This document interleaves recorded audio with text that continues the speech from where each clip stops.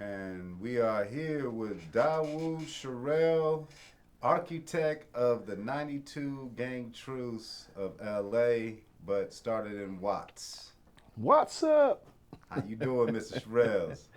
Oh man, supremely blessed, feeling good. It's always a pleasure, just to have the opportunity, just to live, man. Most Yeah. people ain't living, so just living and just enjoying life and stuff like that. Okay. Give us a little history of Watts and the Jordan Down Towers. Ooh, Watson, the Jordan Downs housing project developments. Well, just a little history of Watts, for me. Um, my parents migrated, I guess, from the South during the early 40s. And according to my mother, um, our family was brought here by way of the Underground Railroad. She should say that. And a lot of times you hear this thing about the Underground Railroad, you think about Harriet Tubman, So, what my mother said was actually a train that wasn't. It was actually a train that came into Los Angeles that didn't stop in Union Station. And so, because she said when they left, I guess the South, um, a lot of families, it was a lot of racist people that was farmers and stuff like that who Mm. occupied the main transit out of the South that was coming to West. And so she was saying, she told us that um, a lot of them had to take a different route because they wasn't. She said they wasn't, you know, well, the people didn't want them to leave because the economy of the South was agriculture, Mm-hmm. and the North was more industrial, war, and things like that. And so a lot of families was leaving. Our family left due to the fact that they was looking for better opportunities and better jobs, and just a different way of living, Mm-hmm. other than being in the fields in the South and stuff like that. So Mm-hmm. they got here in the early 40s, and she grew up in Watts, grew up in the housing projects, grew up and then ended up joining the Nation of Islam as she met my father. And from that union, they had, my mother already had 5 children. And with the union between her and my father, they ended up having 5 other kids. And so we grew up in the Nation of Islam, and so Watts was, like our home place. And like I said, it was a more a place where a lot of black Americans and Negroes and stuff who migrated from the South um, had to live on a certain side of the track, certain side of Central Avenue because of the homeowners association was all whites and Watts was like predominantly black. Mm-hmm. And so it was a red line. And I look at it as a red line, whereas the black folks didn't cross over to Compton and Long Beach and all these places because that used to be the suburbs for white folks. And it's just for me, it's just a good history. And the Jordan Down Housing Project development was considered like military housing, and most of the people who came who resided in the housing project development was there because their family had participated or when they was involved with the military production during World War II, which is my family's for sharecroppers. And people say how the sharecroppers are um, um, aligned with the war. Well, most of the troops who was overseas who was fighting who needed clothes, was made out of cotton, and the food itself, a lot of that stuff was picked and packed, and it was shipped to Germany during World War II. So my parents acted as sharecroppers, a part of that. But then I had uncles who actually fought in World War II. So Watts in the Jordan Downs is it's like a place where we was reared and raised, and like I said, and after the war, the '70s and after the civil rights movement, because my family, like I said, was part of the Nation of Islam. After that, then everybody knew what happened. After that, during the '70s and '80s, that's when a lot of young black men and who start formalizing these so-called gangs and stuff like that. So how did Bloods and Crips emerge in Watts, and what sparked their rivalry? Well, I mean,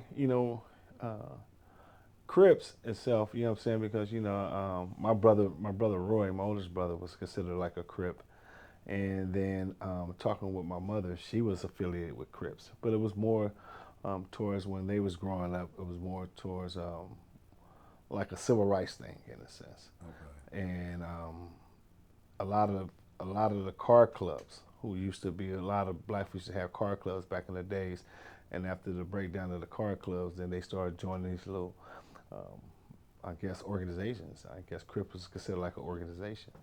And but by the time we got to the '80s, early '80s, it was a war going on because of an incident that took place at the local junior high school, that all the different individuals in Watts had attended this local junior high school. And so What's the name of the school? Markham Junior High School. And that's where all. That's where it all began. That, as far as in the conflict, and the, Can just to pause to explain that so people can get an understanding, because I just started to understand it. Watts is 4 different housing projects in 4 different gangs. Yes. And all 4 of these projects, all 4 of these gangs went to Markham. Yeah, yeah. Markham sits in the center of the community itself. Watts is about 2.1 acre, 2 square mile acres of land. So it's a very dense community. And Watts is also a place where you have the majority of the housing project developments. You have more projects located within the Watts community than any other community outside of Los Angeles. So we have 4 to 5 major housing project developments, and we just happen to be on the east side of the tracks, because the train tracks had divided the community in half. And so on the west side, on the west side of the tracks, you had, which was considered Bloods, you had the largest housing project developments, which is William Nickerson's, which was the home of the Bonnie and Hannah Lot Boys. And then you had the smallest housing project development, which is the first housing project that was built in Watts, is called the Haciendas. And those was considered like Bloods. They had the Hacienda Village, then they had another small segment called Circle City Pirus that was on the west side. I won't say west side, the west side of the tracks. And on the east side, you had the Imperial Course housing project developments that sits on the I want to say the southeast, and then on the opposite end, you have the Jordan housing project developments, which the projects I grew up in. And on that side of the tracks was considered Crips by the time I reached Markham, because of the war that had took place in the late '70s, where a brother from the Nixon Gardens had ended up stabbing a brother that was from the Crip side. And I don't know if he was from the Jordan Downs or not, but he's happened to be a Crip, and his name was Night Owl. And so Loaf and Night Owl, which 2 young men, had a dispute, according to the story that I got. And Loaf ended up stabbing Night Owl, which kicked off the whole war during the late '70s, early '80s, between the Jordan Downs and the Nixon Gardens housing project developments. So that kicked off the whole war. It kicked off the whole war, And by the time I reached Markham, I graduated and attended Markham in 7th grade in 1980. And so during that time, when I got there, it was already a full-fledged war that was going on, and we was already being conditioned and trained in our neighborhoods, about going to Markham. That's where we learned how to bomb first, because they was always the older guys who went to Markham at that time used to be telling us about the stories of the fights and stuff, and the things that was going on at Markham. And once we went there, if somebody asks you where you from, you don't ask questions. You got to hit them. So that's when we learned how to, like I say, bomb first. Back in the days and going to junior high school, because of the conflict that was going on. So by the time by the time I reached the campus, man, it was a full-fledged war, man. And every day and every Friday, is either the Bloods will be on our side of the tracks fighting with our older homies, and it was vice versa. Either our homies came and they circle around to the Blood sides and was catching those kids going to their neighborhoods. And so it was always that that conflict that was going on. And did it go down like in the morning too? Like soon as y'all, Oh like, man, it's like before school, like y'all walking to school, it go down. oh man, it go down any given time. After school, in the morning, during lunchtime, In the class? well, in the classes, you know what I'm saying, also because, like I say, the older guys who didn't go to Markham, who went to Markham, that was from the Nicholson Garden side and our side, used to always come up there because I guess that was the stage ground, that was the battlegrounds, you know what I'm saying, when a lot of people went and fought at, you know what I'm saying, even threw rocks. It wasn't too many guns being used at that time, so it was more fist fights. It was more rock throwing and jumping on people and stuff like that. When we was coming up, and so I mean, it was just a wild situation. Being in junior high school, 13 and uh, 13, 14, and 15-year-olds, attending the school, but we in the middle of a full-fledged war, which didn't allow us, what I'm saying, to integrate with the people. Was there a lot of killings at that time, or were y'all still just beating up and fighting, or was it really starting to kill? Well, it was killing. It definitely was killing that was going on. You know what I'm saying? It was the older guys though. It wasn't the younger guys. It was the older guys who was engaged in this conflict after the incident. Was Night Owl? Yeah. Was that a junior high school Yeah. person? Or Yeah. was Night that Owl was a junior high school student that Okay. went to Markham that lived on the Crip side of the tracks. Okay. And him and another guy ended up getting into it from the Nixon Gardens, from what story I was told. And this guy ended up stabbing Night Owl, and so that triggered the conflict. You know what I'm saying? So from that, there was a lot of retaliation that was going on back and forth between the older guys. You know what I'm saying? That was that had graduated and who no longer attended there. So those guys were still engaged in the conflict, and there was a lot of shooting that took place after that incident happened. And so you had a lot of killing. So by the time we went to Markham, hey man, it was already a full-fledged war, and we were stuck in the middle of it because of where we lived at. And so you had to condition yourself and your mentality, you know what I'm saying, to survive. You know what I'm saying? So that's what it was all about. It was about survival. And then, a lot of us, just because we lived in the Jordan Downs or lived on that side, was affiliated. So that made it easier for us to really evolve into that culture. You know what I'm saying, during the early 80s and stuff like that because of the conflict. So now you was from the Jordan Down Towers, so that's connected with the Grape Streets. Yes. Right? And Grape Street wears purple. Purple. And can you tell us how did that come about and what's the history? Yeah. I mean, early on, there wasn't no color because we was all considered Jordan Down Crips. Yeah. Because of the history of Tookie, the history of a lot of our older homies who had adopted, you know what I'm saying, that culture, you know what I'm saying. So majority of our guys were considered Crips. So before it was Grape Street, we was called Jordan Down Crips. Okay. Then within the Jordan Downs, you had a bunch of splinter groups because the housing project developments is, I mean, you talking about a square mile area where we only had 700 housing units, but it was over 10,000 people living in that one designated area when we was coming up, and the majority of them was black and poor and living in poverty. You know what I'm saying? So that side of the tracks was considered Crips. So before Grape Street came involved, we was considered Crips. And so when I went to Markham in the early 80s, we was considered JDCs, Jordan Down Crips. Okay. And Grape Street was more like a Hispanic neighborhood gang.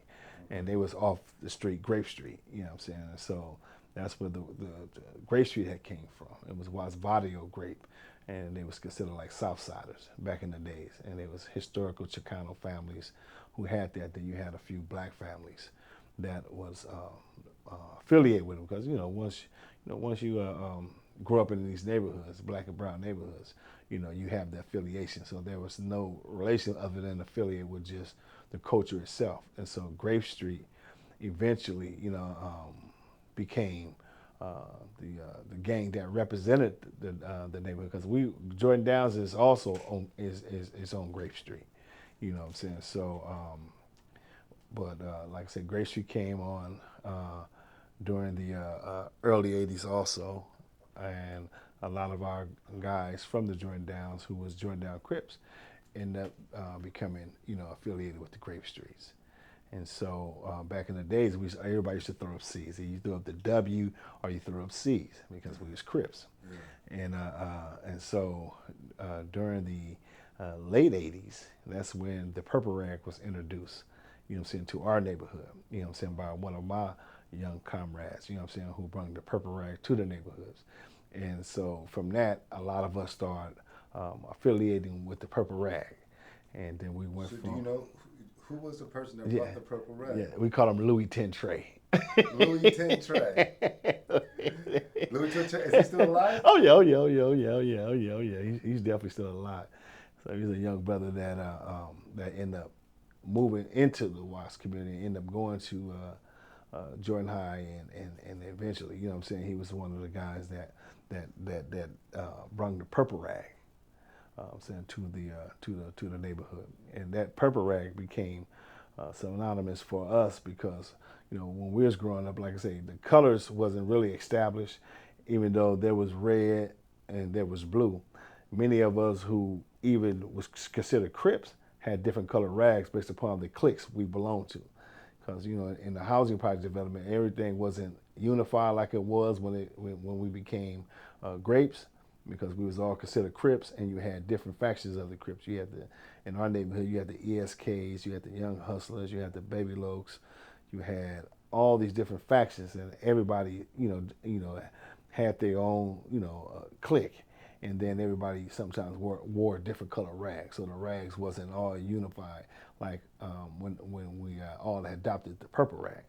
So you had people who would wear white rags, black rags, light blue rags, they would wear different colors and stuff like that because it wasn't established, up until the late 80s that we all adopted, the purple rag, So now there's no more Jordan Down Crips? That's all now Grape Street? Yeah, everything's Grape Street now, because, about in '86, I think that it was like how you say, it was more like a big initiation that took place during that era, where all the different with Grape Streets and the older homies and the young homies who were considered Baby Lokes started initiating. Well, they didn't start initiating. We was forging the oneness in the neighborhood up under the purple rag. So all the other different cliques that was in the neighborhood, everybody had to join up under one banner. So during '86, it was a big old movement going in the neighborhood, and all the different cliques had to fight one another. You know what I'm saying? And either join or leave the project. So Jordan Downs and many of the other gangs started affiliating. With Grape during the mid '80s. Okay. So now, let's talk about the pre-gang Truce. You were, this is when you was working with Jim Brown, right? Yes. Can you explain how that went? Yeah, I mean, that came about, prior to us meeting Jim. It was the crack era at the time, and everybody was familiar with the crack era and what the crack era did as far as the proliferating, the violence in the gangs and the expansion, the violence in gangs and stuff like that to other cities and counties in California and throughout the city of Los Angeles. The crack era allowed us to get out and it put the commerce, really behind, a lot of the madness that we was doing, because everybody was out hustling and trying to get money using, using crack as a means of doing it, and then also the proliferation of drugs and guns and stuff like that. So at that time, I was in San Bernardino, because many of us, there was a lot of competition with the crack that was going on in the neighborhood, and so when you having competition, a lot of times you gotta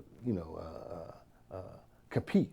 And so in competition, you're really not making no money when everybody on the block got crack. And so a lot of us start looking outside the neighborhood to find different ways where we can maximize our investments in the crack area, in the crack trade, and blow up. You know what I'm saying? And so a lot of us, a lot of the young guys start scouting different areas in the state of California, LA County. And so, I mean, it was a lot of places that we would go, you know what I'm saying, to scout for the market and for the trade. And so in 88, I found myself in San Bernardino, and you know what I'm saying, and you know, caught up in the game, you know, hustling and gang banging and doing all the stuff that, you know, we did in the culture to expand ourselves in this trade. So we was out in San Bernardino, and I mean, it's two things that happened to me that triggered the change in me. One was I got two phone calls.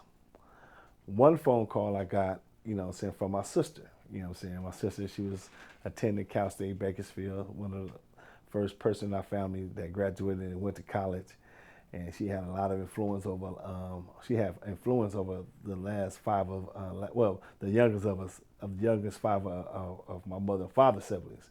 And so she called me and she had told me she had a vision and a dream that I got killed. She said, I had a dream, you know what I'm saying? I remember the phone call, and I remember just sitting in my car, and I was drunk and I was high, and she was talking to me, and she was like, you know, I had a dream. I said, what? She was like, I had a dream, you got killed. And I was like, I got killed. And there's something about what she told me at that time, because, I mean, gangbanging was, you knew it was only two things that could happen to you in gangbanging. Either you go to prison or you get killed, you know what I'm saying? Or you get paralyzed and things. There's nothing positive was about it. But it was the first time in all the wilds of me gangbanging and putting my life in jeopardy and danger, that it really, I mean, it really touched me that time, you know, when she called and made that phone call to me. And she was telling me, and I was like, I remember her telling me this, and I'm just really like, I went into it like this daze, like, you know what I'm saying? And she's telling me, and I'm just really seeing myself dead, you know what I'm saying? And things like that. So I was like, oh, okay, yeah. So I ended up hanging up the phone with her. Then I get another call, you know what I'm saying? I get another call, and it's my girlfriend, you know what I'm saying, that I was dating in high school, that I had dated in high school. And she had told me that, you know what I'm saying, that she was pregnant, you know what I'm saying? And so it's two calls. One call came about me dying, and the other call came about my baby mother telling me that she was pregnant. And so from those two things, I started thinking. I was like, man, damn, what if, you know, so I get killed and my baby is born, and I mean, how would that look? My kid won't know me, or even if I get caught up in doing what I'm doing, you know, I could end up spending the rest of my life in jail. Yeah. And so I made a conscious decision that night. I was like, well, you know, I don't want that to happen. You know, I'm right here mad at my parents because, you know, we was raised as Muslims. My mother and father had 10 kids, and I mean, we was poor, and I was kind of upset at them because they couldn't provide the things that we needed as children as growing up, because, you know, they was just poor, couldn't afford it. And so that made resentment, that allowed me to have resentment towards my parents. And so I was kind of like mad at them. And I really, you know, a lot of times when you living in poverty, living in situations like that, you know, you start numbing yourself about, you know, your life. And at that time, being a young man, that's what I had did. I started not caring about anything. And so I didn't want my child to experience what I was experiencing. And so I remember telling all my guys and stuff, I was like, yeah, man. I said, I'm finna stop gang banging, man. I'm gonna change my life around. I'm gonna do this and do that. And I remember them just laughing at me and stuff, because they thought I was joking and laughing. They thought I was joking and kidding and stuff, like what I was telling them, because we was all out there drinking and smoking guns and shit. We out there gang banging, and they not knowing what triggered me to start talking like this, because it was just two phone calls I had got, and so they laughing at me and all that. And I said, when my birthday come, that's when I'm gonna make the transition. And so lo and behold, December was my birthday, and it came. And I mean, I hustled real hard. I saved some money. I did a lot of things and put money away and put it in my pocket. And when my birthday happened, I mean, I took my little Regal, because I think I had a Regal. It was a I had a Regal with a. I remember I loved that car too. It had a blue top, and it was a white pearl, and it was on laces. And I remember taking my car and driving down to San Diego because at that time the girl I was dating was attending. She got accepted to San Diego State University, and so she was living in San Diego on campus. And so I was like, yeah, that's where I'm going. You know, that's where my baby's gonna be at. That's where we're gonna start our family and stuff at. And so I remember just taking off after my birthday, heading to San Diego, and and from that point, I mean, it's like I never looked back in a sense. I got out there, San Diego. I got a job, you know what I'm saying, at a cleaners. That was my first job ever working. And I got a job at a cleaners, and then I got a second job. My second job was doing janitorial work at at the university. So I worked in the morning at the cleaners, doing pressing pants, and then I got a job at San Diego State University doing janitorial work at nighttime. So I got two jobs out in San Diego. My girl is pregnant and stuff like that, and I mean, I'm away from the scene. I'm away from my environment that fostered that whole mentality of being involved and being committed to the neighborhood and pushing the madness and stuff like that. So, did you meet Jim Brown in San Diego? No. I didn't meet Jim up until I got back. You know what I'm saying, to LA, because we end up. This was about around '87. Around '87, we moved back. I mean, we met her coming back to Los Angeles and coming back to Watts because her family lived on Grape Street. Her family was immigrants from Guadalajara, and she was a Hispanic. She was an immigrant also, and so her family was living on Grape Street. And so when I came back, you know what I'm saying, you know, I went to the housing projects and she went home. And I think because her parents, like, they didn't really like blacks because, you know, back in the days when the immigrants started coming to Watts, they had a hard time transitioning in because there was so much crime, so much violence, so much stuff going on when they put these new people inside this environment. Majority of them was getting robbed, majority of them was getting murdered, raped, and all different type of things that was taking place because there was a minority. You know what I'm saying? We was the majority. Black folks at that time was probably 90%, Watts was probably 90% blacks. And so when you put these new ethnic groups inside this, in this pot of poverty, crime, and violence, they became the victims. Yeah. And so her parents had a little resentment, maybe because, I don't know, maybe got robbed, and maybe they was seeing everything that was going on, and they was kind of like, you know, some of the people that people would pick on, you know what I'm saying, because they wasn't from this country. And so her father, they didn't speak English, they spoke Spanish. She spoke English.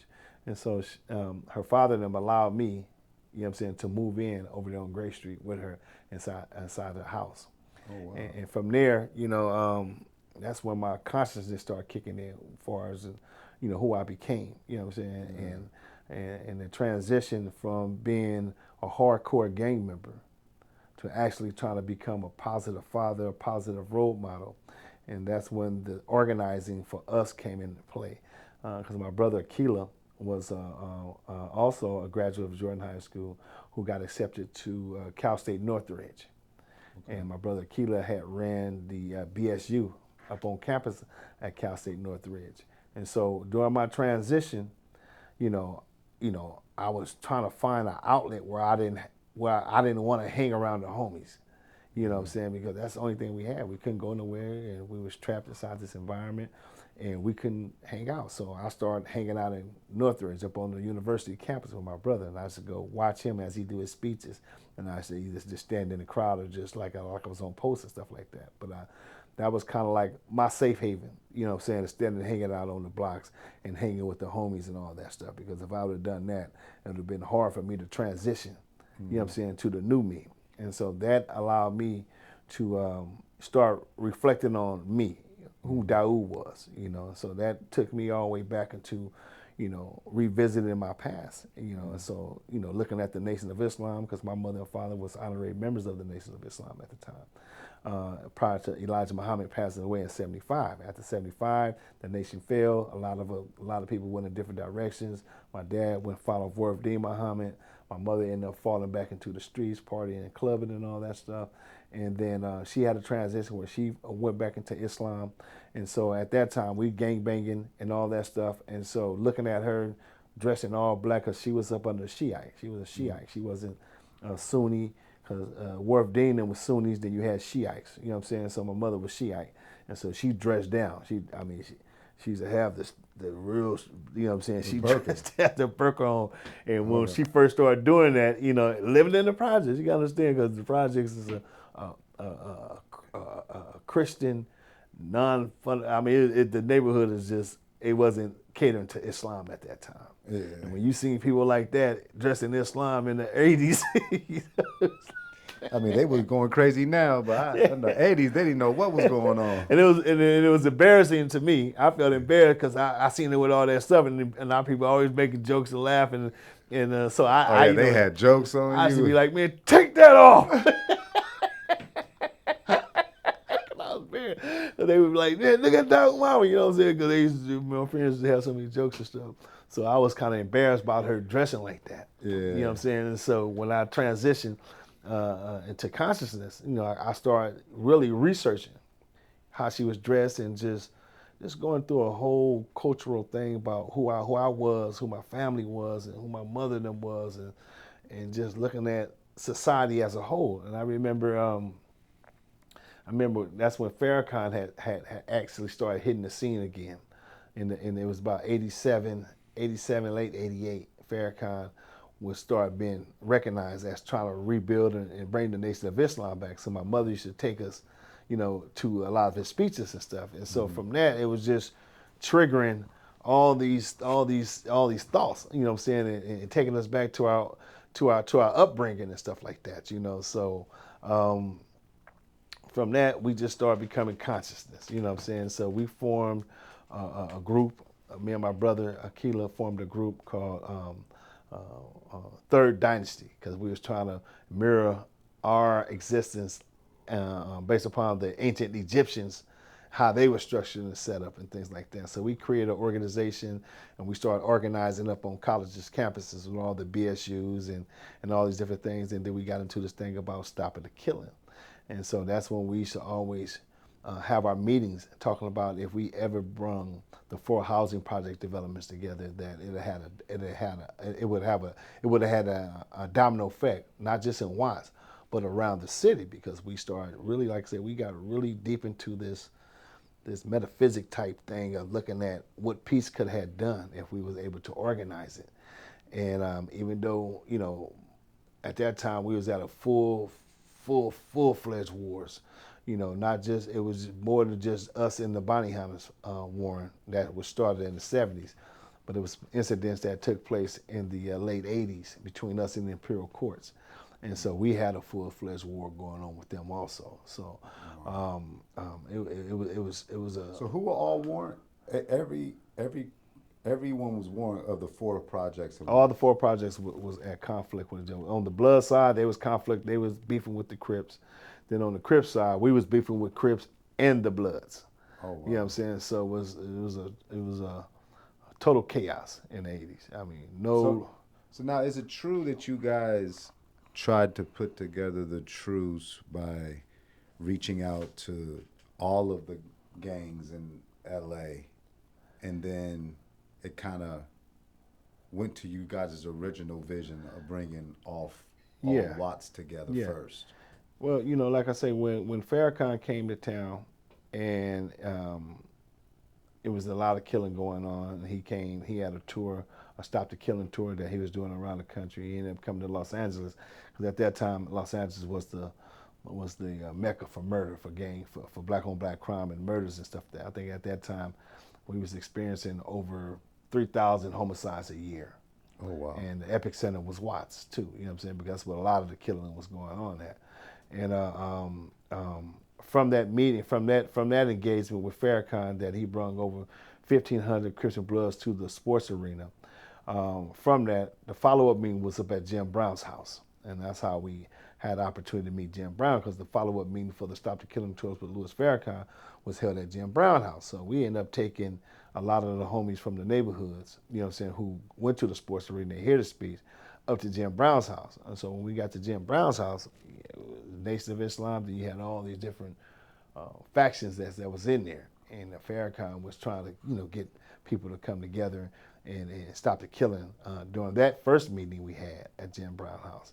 And then after that meeting was over with, a group of us, out of the Jordan Downs went back up and met Jim Brown because we was already organizing and trying to stop the killing in our neighborhood, trying to get our homies to listen to what we were saying as far as in stopping the killing and all that stuff. They wasn't listening at that time. They was heavy involved with what was going on. And so we had an opportunity to meet Jim.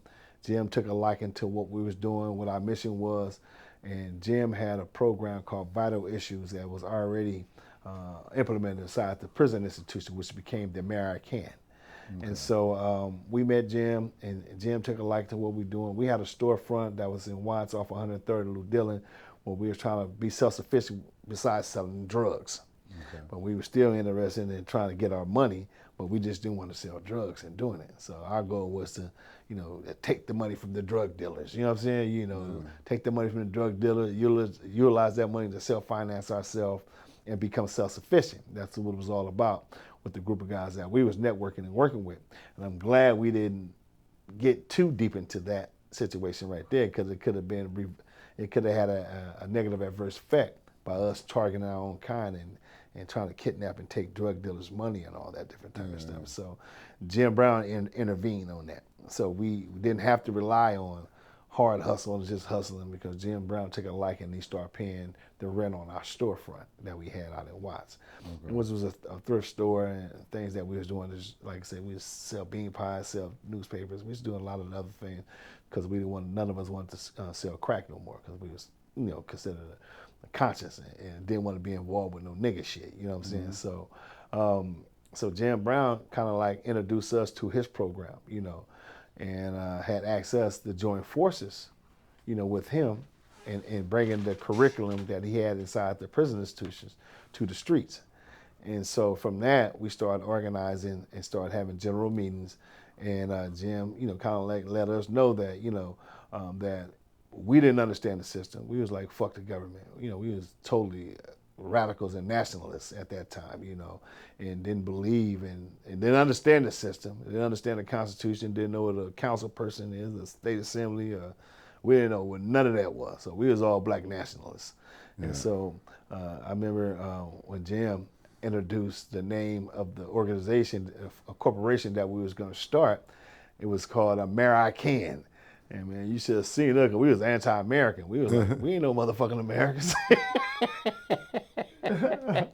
The white man is the devil. It was nationalism mixed with the nation and mixed with gang member mentality. So just imagine, we gang members, we got the Nation of Islam, and then we black nationalists, and all this stuff was who we were, And so when if a terrorist group would have got a hold of us at that time and had money, we'd have been totally radicalized.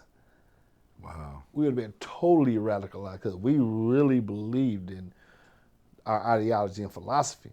But Jim Brown intervened. Jim Brown told us, America is the best country ever. He said, the only problem is that you guys don't know how to access it. You guys don't know how to get your tax money to come back to your neighborhoods.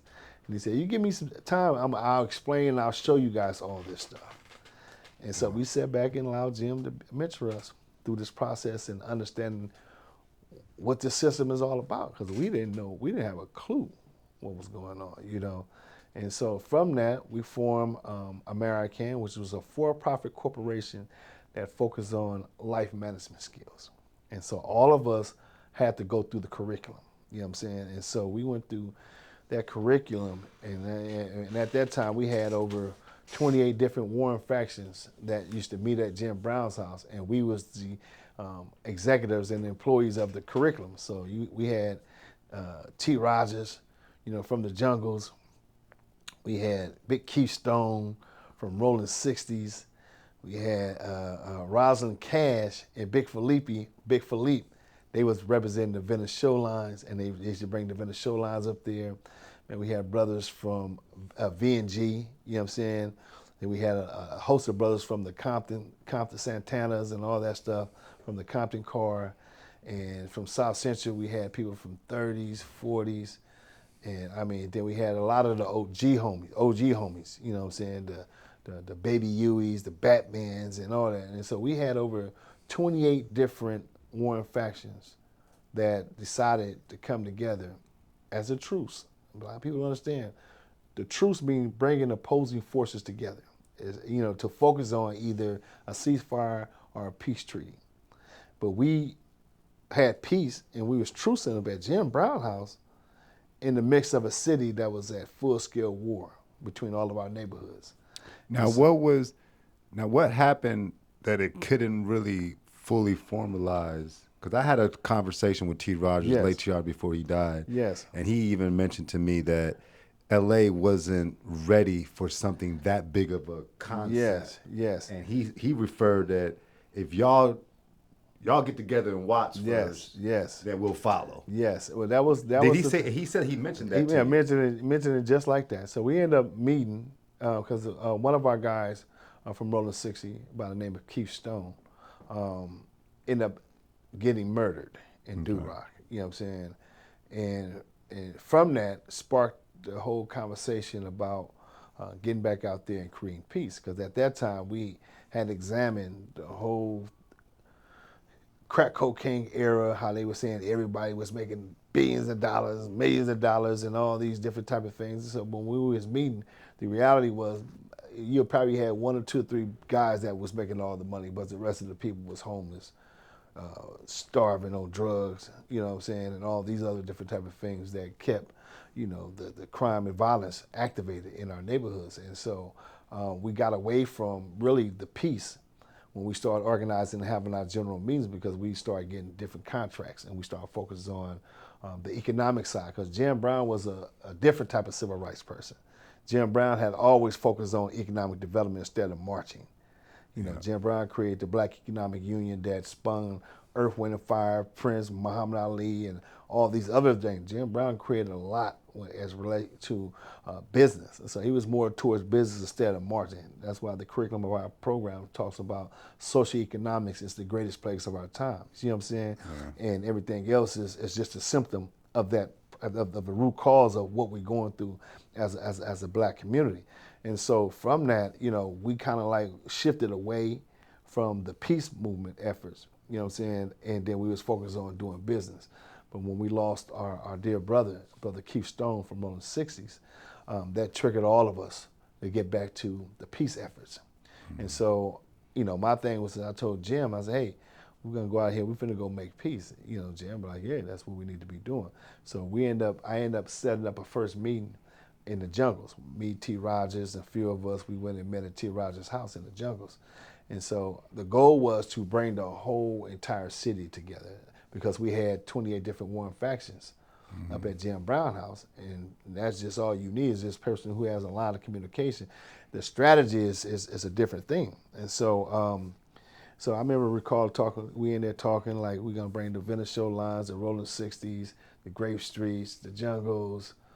We had a few other neighborhoods, and we was gonna try to forge it that way with the truce and ceasefire. T. Rogers was like, well, that's real big. And it is big. Mm-hmm. T. Rogers, that might be too big to do, you know what I'm saying, and make it impossible for us to do something like that. So we went back to our old thinking is that if we bring Watts together, because Watts in his history is like a lot of these brothers who became influencers in a lot of these different neighborhoods throughout the city, a lot of them come out of Watts, because Watts was, you know, before it was segregated, before it was during the civil rights era, most of the people couldn't go past Central Avenue until the 1965 riots. And so I said, yeah, okay, we're gonna focus back in on Watts. You know what I'm saying? Because if we could bring the 4 major housing project development, which 2 major Bloods and 2 major Crips, I said that would create the domino effect. And me and my brother Keelan and all of us had we already had thought about this vision and seen it. And so it was our time to kind of like implement it and stuff like that. So now from that moment when you realized you guys had to go back to Watts, how long did it take, and what was what was like the first initial steps that y'all? The first initial steps was, for me, I remember watching television because I'm a big history guy and I like to follow wars and conflicts, and I was watching news, and I think it was the History Channel, and on that I was looking at the treaties between Japan and America, and they was doing a ceremony for peace that ended that war, and I remember it was on the ship, and I was looking at it, and I was like, oh man, that's how we should do it. You know what I'm saying? For one, you're looking at it, the world sees it, and I was like, man, they're bringing all the warring factions together, and they're creating a document and a declaration to address the conflict and find solutions on how to rebuild. So in my mind, as I'm looking and visualizing this stuff, I say, hey, that's what we need to do. And I was, because you always trying to figure out how to diffuse something without blowing stuff up. And I'm like, that's the perfect way of doing it, is doing it in that way, getting all the warring factions, 10 members from this side, 10 members from this side, 10 members from this side, but the 10 members have to be all a part of all these different cliques, because I understood how the neighborhood structure was. If you look at Grape Street, look at all these other different neighborhoods, no one person run these neighborhoods, not one, not two, not three, because these neighborhoods have a lot of people. Like in my neighborhood, we had over 7,000 to 10,000 people. And so we had all these different cliques from different sides of the projects. So you had to actually go and meet with those who had influence in all these different cliques to be able to really get a consensus if people wanted to do something positive or they wanted to do something negative. And that was the reflection of all our different neighborhoods. The structure was damn near the same. You go in LA, you think I got him. You got somebody in the neighborhood that don't like him, that'll still fuck you up. You know what I'm saying? If you ain't go talk to him too, then you'll put them at conflict, and that's how a lot of stuff is happening in these neighborhoods. And so when I seen that, I was like, man, I went back and I said, man, we want to, I said, what I'm going to do, I'm going to have a brother go research these treaty documents. And that was the brother Anthony Perry. Yeah, I asked him to go and research the USC library and pull out some peace accords. So now, who was Anthony Perry? Anthony Perry was a brother that was with the Nation of Islam. Okay. Yeah, he was a Nation of Islam guy because, like I say, during the Stop the Killing tour, it was really organized by Minister Farrakhan, the Nation of Islam, and that's who spearheaded us coming together at Jim Brown House. And so when we started doing the stuff with Jim, some of those, we had a faction of brothers from the nation who was a part of the administration of American. And so Anthony Perry was one of those brothers. Very sharp, very intelligent, very smart, very disciplined, structured. And so, he was a good brother that took the assignment, and he went and started researching at the USC library the treaties and documents, and he ended up picking one of the best ones. No, and it's beautiful because it's a beautiful story because the Harvard Law Review Journal did a whole research on the gang truce, and it talks about how you and Anthony Perry came with the treaty, and it actually says that you suggested that we get a written document and it needs to be a treaty. Yes. And it said that Anthony Perry went to UCLA and got the Egypt-Israel armistice agreement, which was also co-written by Dr. Ralph Bunchy, who coincidentally was the first African-American Nobel Peace Prize winner, but was also a resident of Watts. There it is, Dunbar Hotel. And got a Peace Prize for the treaty. We didn't know nothing about it until the history, until it happened, and it all aligned. I said, look at this. I mean, God is good. God is working. It's a beautiful thing. And like I said, a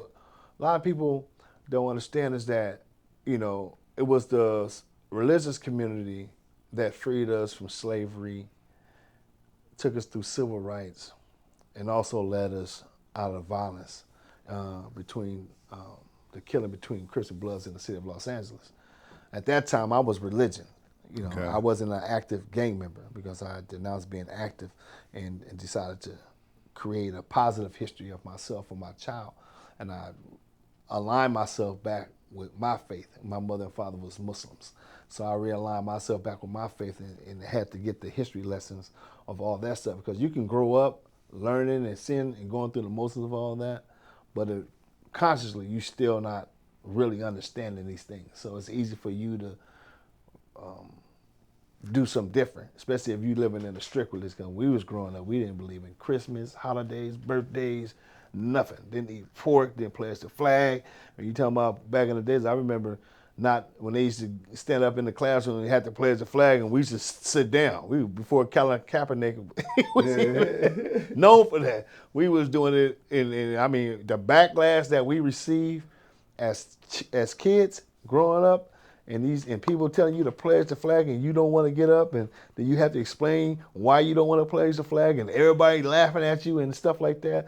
I mean, we went through it was a more cultural thing for us growing up as Muslims in public school and community. For one, our names, Daude, they always changed my name. I was always getting in fights about that. And then just not being able to engage like everybody else engaged in Christmas. You go outside, everybody got toys, and we don't celebrate Christmas. We don't celebrate birthdays. Yeah. And people, ask you, what you get for Christmas? And you have to sit right there and lie. I remember one time they asked me, Dad, what you get for Christmas? I said, I got a monkey. A monkey. That was bigger than everything. You was Michael Jackson with it. Hell with the big wheels, the bikes, the skates, and the clothes and all that, man. I told them I had a monkey. They like, what?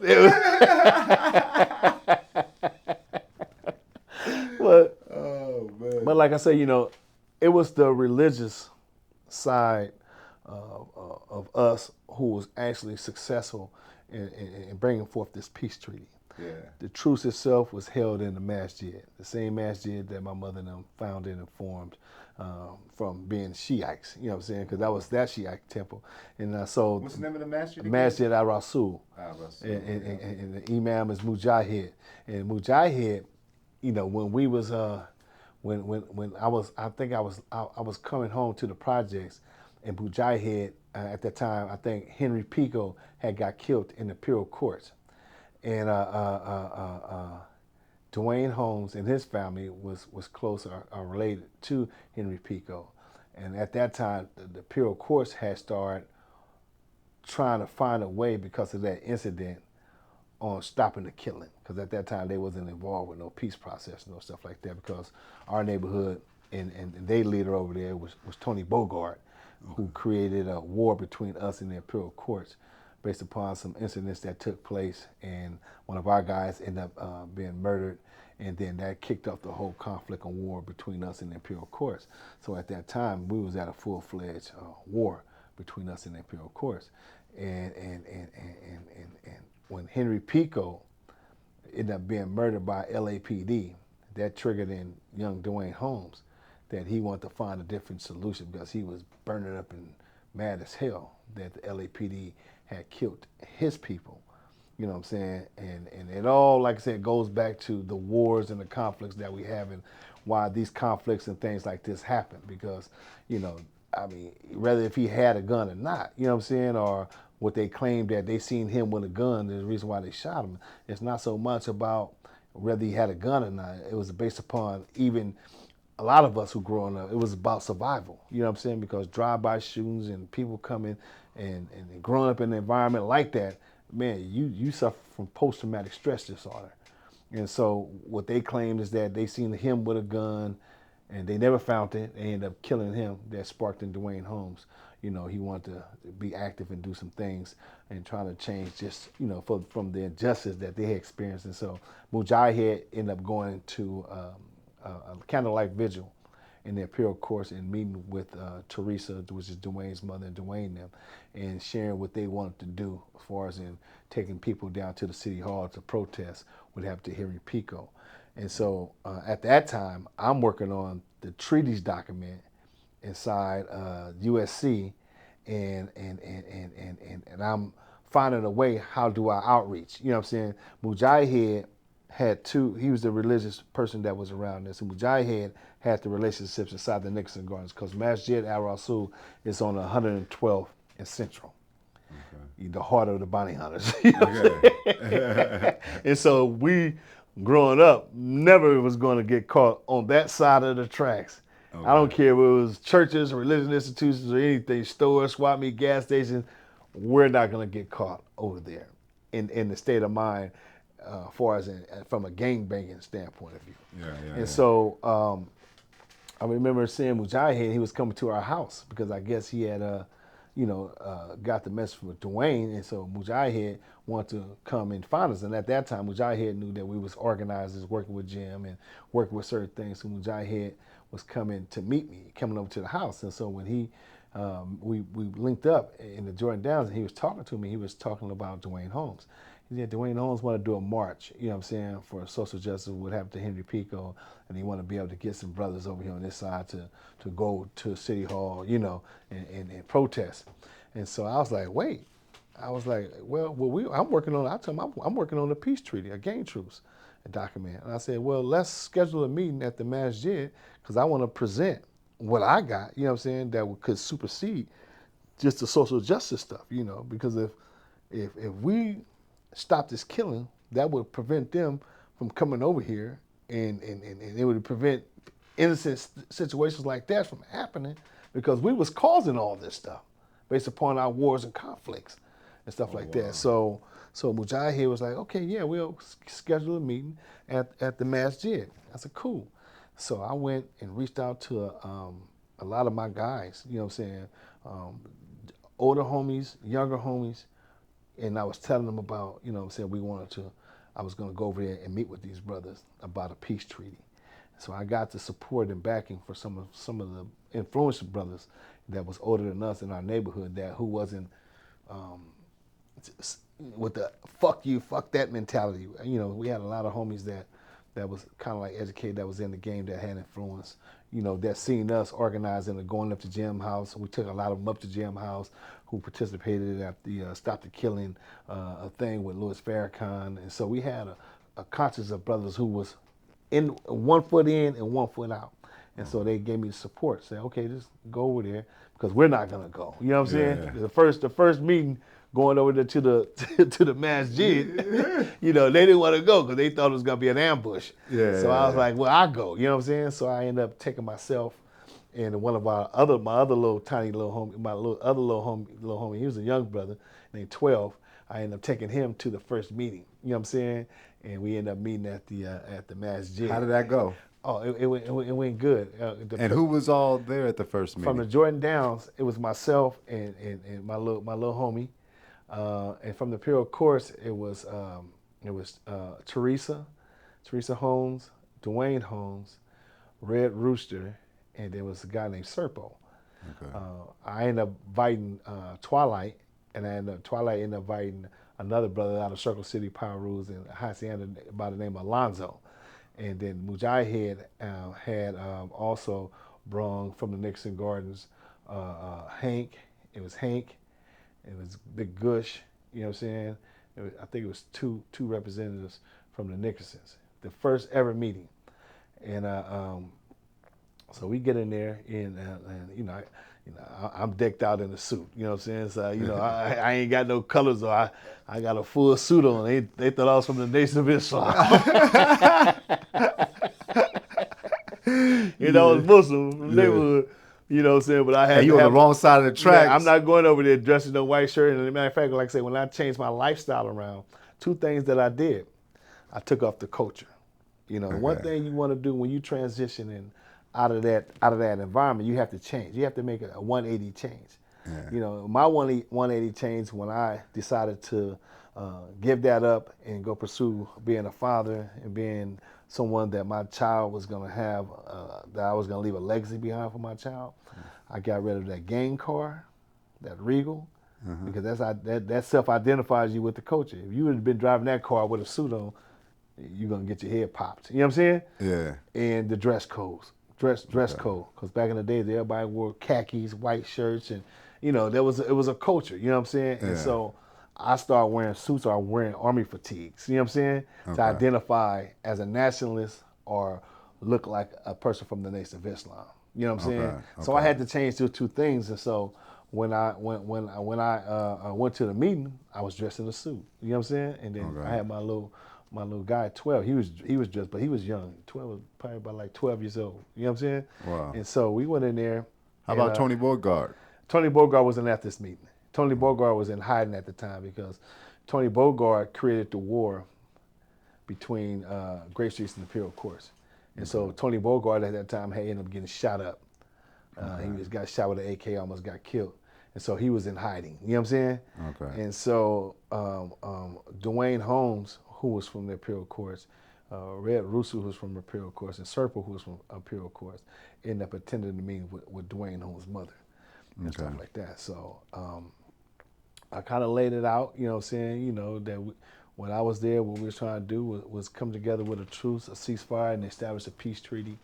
And so we got to have that conversation about that, how would that look, how would that work, what we have to do. So my thing was just, explain to him what we had to do, because understanding the culture and understanding how the neighborhoods were structured, that everybody had to go talk to all the different cliques and get them to buy in. You know what I'm saying? How long did that take? Oh, it took the second meeting.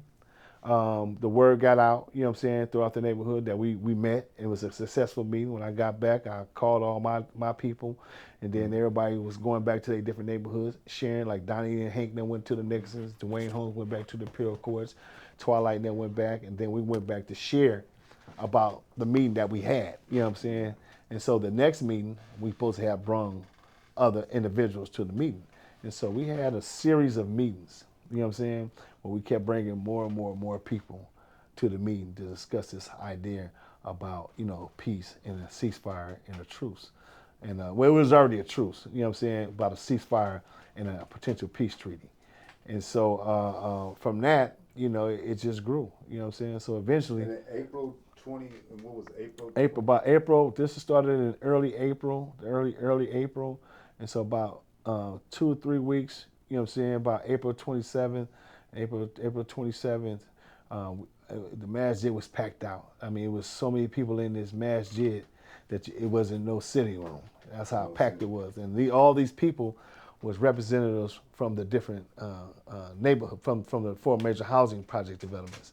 And then by that time, the news, the police, everyone heard about it. They're all outside. Still nobody heard about it. You know what I'm saying? Wasn't they outside? Well, the LAPD eventually, when everybody came out the masjid and was just standing out there, a LAPD car was coming up Central, and seeing us out there, and they ain't never seen nothing like that before. Okay. And so from that, you know what I'm saying, that was the first observation from law enforcement, but didn't nobody in the city know, you know what I'm saying, up until, you know what I'm saying,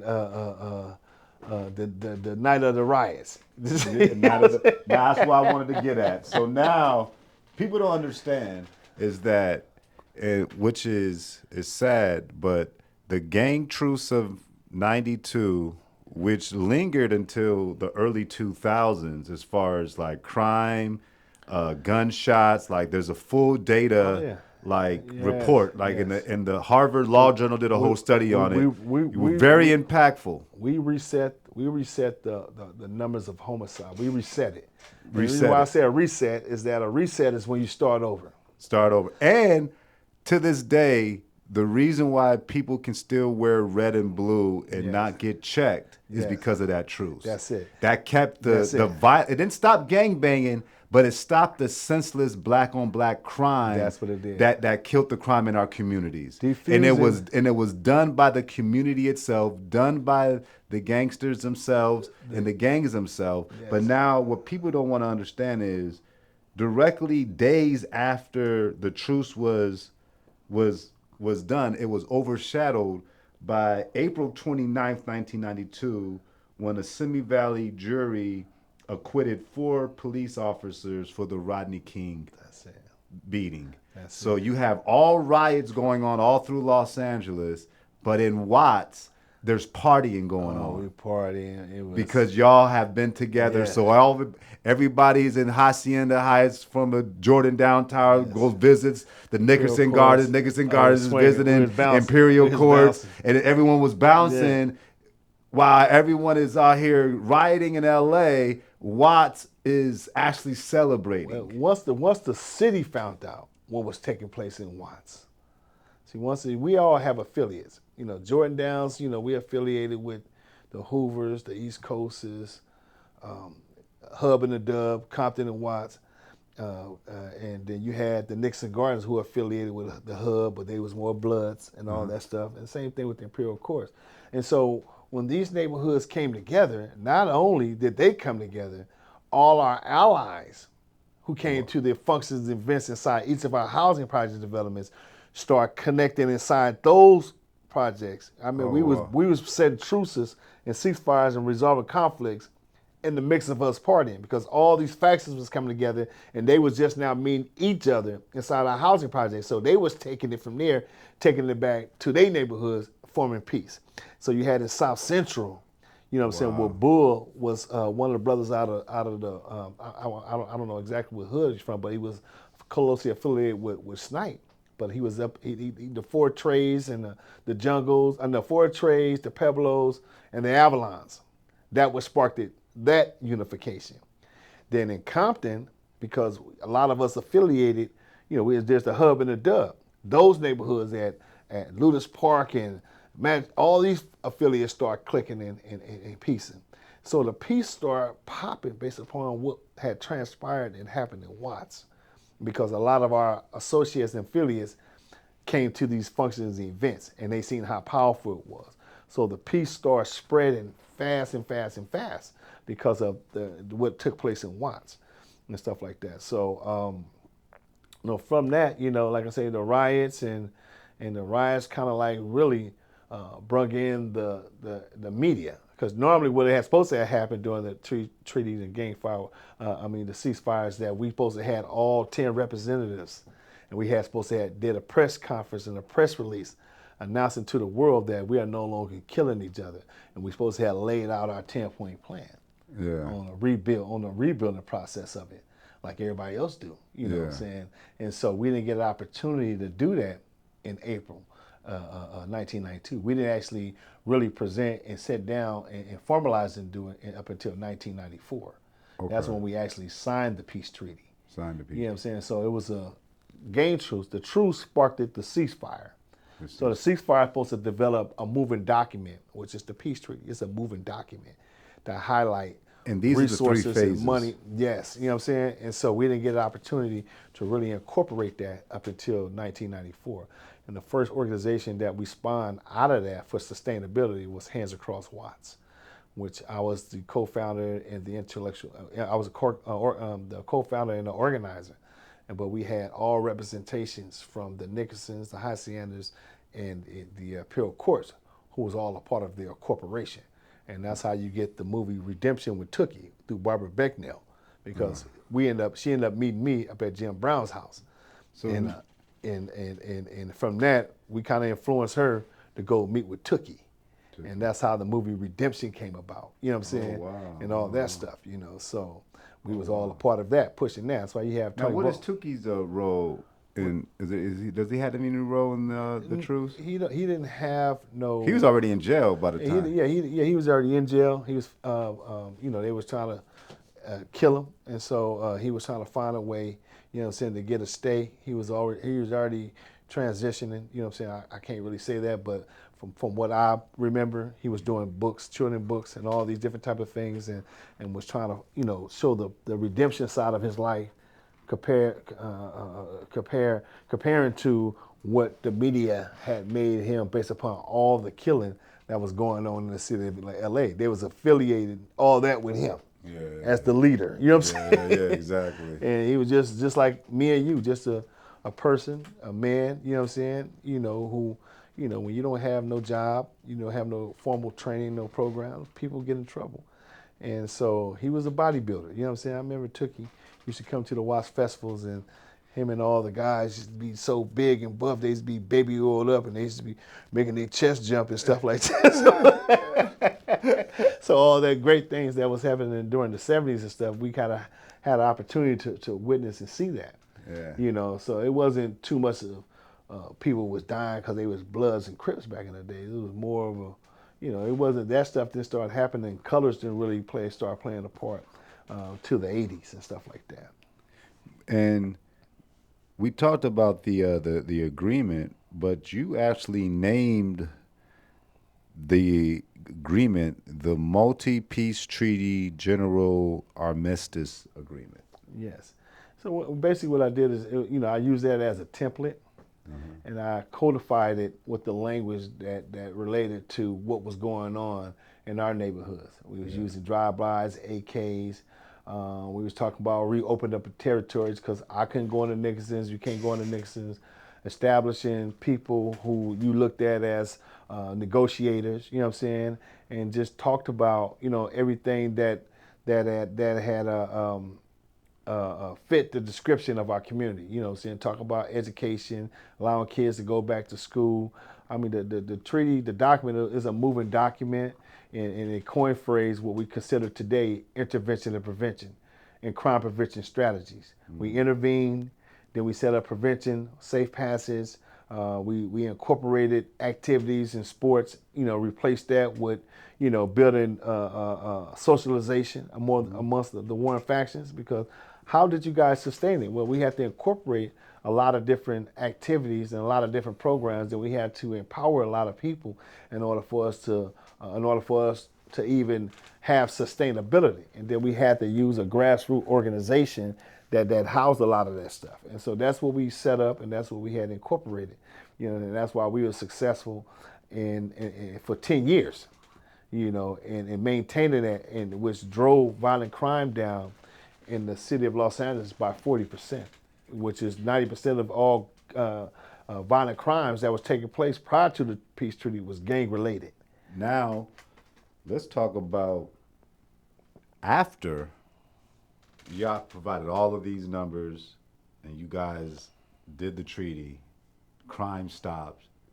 Now, obviously, we would think that this would make everybody happy, but now, you know, police were taking their kids to college by doing overtime, but now with, you know, not really much killing, not, you know, crime has stopped, you know, now budget stops, or, you know. Yeah. Oh yeah. So now, did you guys start noticing the flip side of what you guys were doing? You started seeing, like, Well, you know, when and another thing, because you guys had the treaty and you guys had the top members sign these treaties, did any of those people start having like RICO cases? And did you start seeing some of your leaders and shot callers started going to jail all of a sudden because you guys are the ones that's like obviously have clout and the capabilities of bringing together something positive? Did you guys start noticing any of this? Well, we kind of experienced that when we first started organizing, you know what I'm saying, prior to meeting Jim Brown and networking and working with the Nation of Islam and having people just acknowledge that this is a possibility. And we used to always engage some of the crash officers, because back in the day they had special sections of LAPD that focus in on gang crash. You had all these different secret police forces that's inside the police force, and they was all trying to eradicate, arrest, and get gangs out the way. And so we kind of like experienced working, and not working with them, but actually coming into conflict with these officers based upon what we was trying to establish, which was a peace treaty. They never wanted to support a peace treaty. Wow. You know, we had one of their lead officers one time, and he was not a lead, but he was one of those gang officers that had a lot of, he was like the Pac-Man of colors in our neighborhood at the time. You know, everybody knew Pac-Man, it was on colors, you know, everybody chasing them and all that things. And so we was telling, one day they ended up, you know, pulling us over, having us, and we was telling them that, hey, we partnered with the Nation of Islam. We trying to create a peace treaty and all these different type of things. And I remember one white officer told us, it'll never be a goddamn peace treaty. He talking about, I'll die and go to hell before we have a peace treaty. He said, at this point, my base salary, he said, with his base, he mentioned something about his base salary. But he said that from the foolishness and the madness that's taking place, the overtime money that he gets is way more than his base salary. So basically, like, man, I don't never want to see y'all stop killing each other because that affects my bottom line, which is my paycheck. And so just experiencing these things and understanding this stuff and knowing who our competition was, this is competitive. Our taxpayers pays up to $700 per taxpayers is how this money is generated to support a lot of these so-called agencies that's supposed to be out here addressing crime and addressing, especially at that time, violent crime. And so a lot of these agencies was blowing up, inflating their budgets based upon the madness that we was experiencing. And a lot of them didn't want to see it in, because, hey, if you buying boats, you buying things, and you doing this based upon another ethnic group killing each other, who want to see it in? Who want to see it? Who want to see it in? And so we started experiencing the same thing they experienced during the 1960s in the civil rights era, counterintelligence, and looking for who the organizers are. Yeah. And so a lot of people, a lot of people was kind of like targeted. There was a lot of things that was happening, unexplained drive-bys, and even one incident, I think, in one part of the city of Los Angeles, they ended up catching 2 officers posing as gang members doing drive-bys. I think one of the guys was Ferguson and all that, but they ended up shooting some Crips, claiming that they was Bloods. So it was a all out attack on the organizers behind the peace treaty. 100%. And then it was never. I remember going up to City Hall on April 29th because we organized a bus. We organized a bus load of people to go up to City Hall through Jim Brown to talk about the peace treaty. And so we took. I remember what's the guy, the actor name Blair Underwood. Yeah. He was with us too. So we ended up taking about Jim Brown had got the buses. So we ended up taking about 100 or some people up to City Hall to talk about the peace treaty. And when we went in there, we had a long line, and you should have seen the council. They weren't even paying us attention. They all had they chairs turned in the opposite direction while we right here doing a presentation on the speaker about what's just happening, what was taking place in Watts about the peace treaty. And they never acknowledged us, And so from that point, like I say, during the celebrations of the peace treaty and all the stuff that we was doing inside these housing project developments, they used to come, the LAPD used to come and raid it, kick over the food and arrest people, chasing people out of these things and stuff like that. And like I said, eventually, some people was targeted, some people was taken off the street, and all these things who was active members, who was a part of this whole process of bringing peace and we wasn't talking about defund the police back in the days. Our language back in the days was called redirecting our tax money to support sustainability on what we was doing. Yeah. And so that ask alone was triggering a lot of this response by the police union, because at that time I think they was getting probably, I don't know if it was $1 billion, for the department. And when you're talking about redirecting those funds to support grassroots efforts, that was something that they weren't trying to hear or trying to see happen. And so from that, they was always trying to find a way to destroy the peace treaty. Definitely. So now the truce reportedly held for years. When did the cracks appear, and what factors led to this decline? Well, in the early 2000s, because we went through the whole 90s. It was a whole 92, that led to the Million Man March. You see, we was doing gang summits, peace treaty summits. We did a national summit in Kansas City that drew over 800 different factions. The Kansas City Peace Summit, where President Clinton had donated and promised to back what we was doing and stuff like that. We had national summits in Chicago, national summits in Minnesota, Texas, and eventually in 1995 led to the Million Man March and things like that. And so from that, it was strong. The violent crime nationwide started declining. Yeah. The brothers in Chicago started picking up and squashing their beefs and stuff like that. And Shouldn't that even acknowledge that Snoop Dogg and Death Row would have never blew up if it wasn't for the gang truce? If it wasn't for the gang truce, because he represented gangbanging and he had every gangbanger at all of his concerts, but it wasn't about checking him to see what his gangster was. It was about repping the gang culture, and everyone supported Snoop Dogg instead of trying to check him. When you have the culture shift, because the concerts prior to the gang truce was always ending in violence. Yeah. Especially because we went everywhere we went super deep.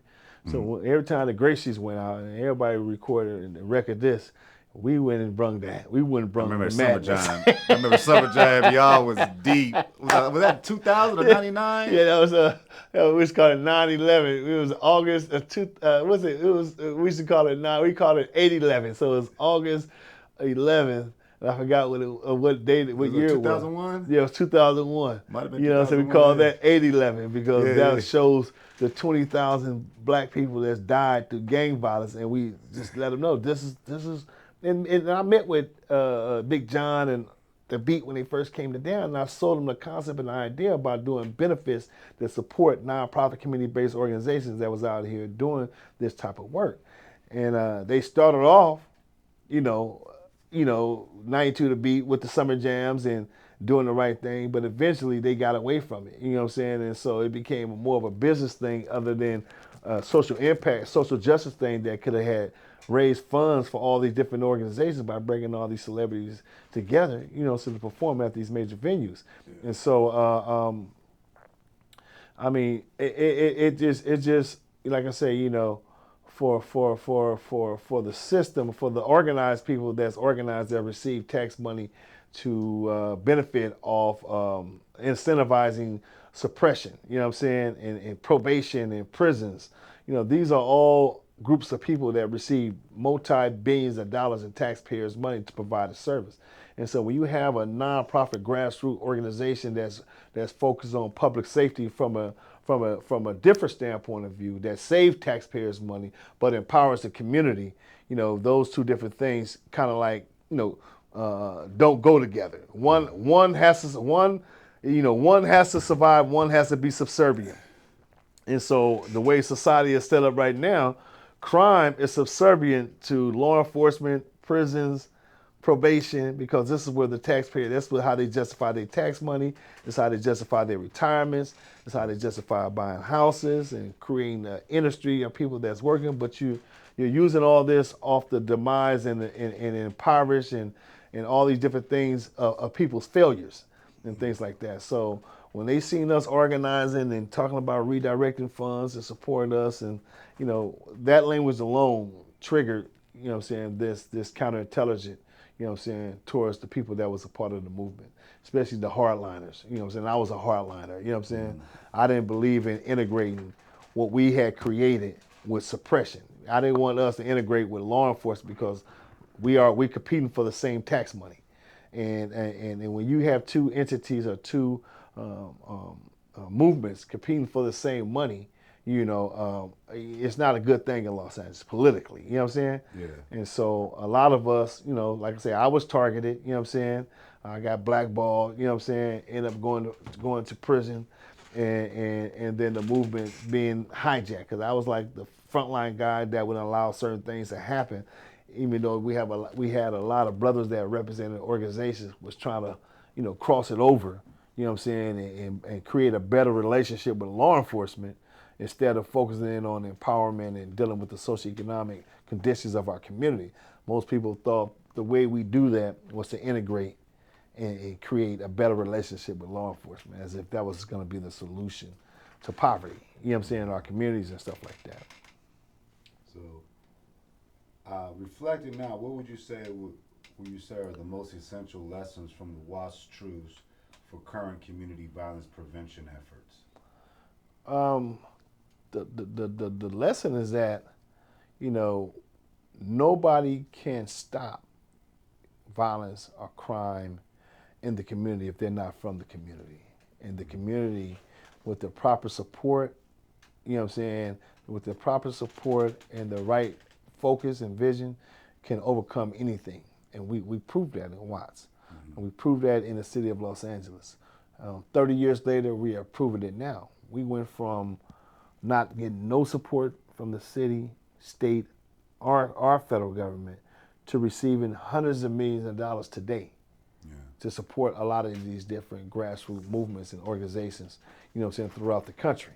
And so this all started with organizing individuals deciding that, you know, they wanted to make a change. And the greatest change, like I say, you know, it wasn't about gangs when we negotiated our terms and our agreement for a ceasefire.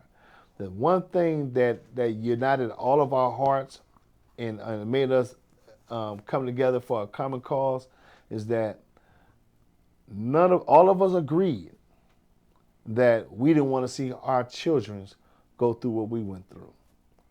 And so that was the focal point on why there was a ceasefire, you know, and how all this stuff started to organize itself. You know, if we would have, I don't think if we wouldn't had that solution, or had that cause, I don't think we'd be at peace today, because that was the only cause that unified all of our hearts together, because all of us had children. You know, my change came from my son. You know what I'm saying? If my son was never born, if the girl I was dating had never got pregnant, I would be here right now talking to you now, because that's how serious and critical it was at the time, when you don't have nobody inspiring you or trying to make you look at things in a different direction. It took that to allow my consciousness to awaken, you know. And so, you know, I look at that and what I, you know, tell a lot of young men and especially women too, that's involved in that lifestyle, you know, make a cause bigger than yourself. And sometimes those causes that's bigger than ourselves is the legacy of our children. And so we have to have something that unite us on common terms. And I think that seeing our kids and make sure that they are given a proper handoff, you know what I'm saying, and giving them something which a lot of people is talking about, but it's not really nothing happening about it, generational wealth. Yes, sir. You know, we talks about that, but we have not really recognized and understood what that meant, giving our kids something that gives them value. You know what I'm saying? And the other thing that I focus in on more than anything is individual self-esteem and how that is related to the current situation that goes on in all disadvantaged poor communities across this country, which is socioeconomics, which is people and money problems, you know, which is the core of what this society is based upon, you know, the haves and the have-nots. So the lesson, you know, and even talking about this history about gangs, people, you know, it's this big old myth, you know what I'm saying, that gangs and it's the underlying problem why society is not like it is. But, you know, the contrary to that is that it ain't gangs. It's just that society don't know how to deal with the socioeconomic problems in disadvantaged communities on how to get people food, clothing, and shelter, and the ways to sustain that. The society hasn't fully, you know, addressed that cause. So we continue to go in these cycles. You know what I'm saying? Using these distractions to take people's mind away from that. You know what I'm saying? So this is something that Jim taught us, you know what I'm saying, about understanding municipality and what that means as it relates to your tax money and how your tax money is supposed to come back and benefit you and provide the resources, you know what I'm saying, in your community so that you ain't got to live like a beast or like an animal, you know what I'm saying, as far as, you know, trying to survive. Yes, sir. Well, man, I want to say thank you, man. We had a great Yes. great conversation on this whole the truce and what you guys put together is very definitely legendary. Is there anything else that you're working on currently in some new initiatives? Oh yeah, you know I'm always working, and sometimes to prevent counterintelligence, I like to really just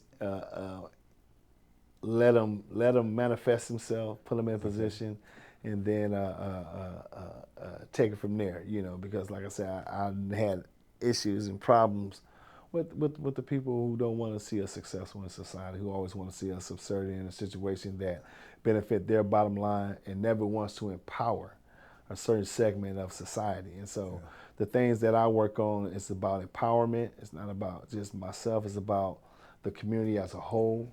I want to address the things, you know, saying that affects us most, which is our self-esteem, our spiritual disconnect, and creating platforms where we empowering people to be able to provide the basic necessities, food, clothes, and shelter to their families.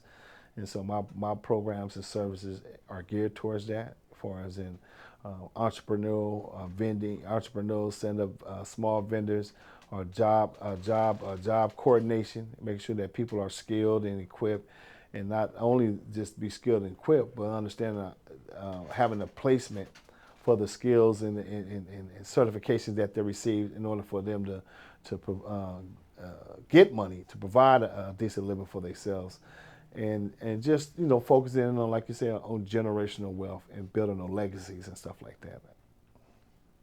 Man, beautiful. Well, thank you, Mr. Daude Sherrills. Thank you for being on Wild Moguls TV. Wild Moguls. Till next time. Yes, sir.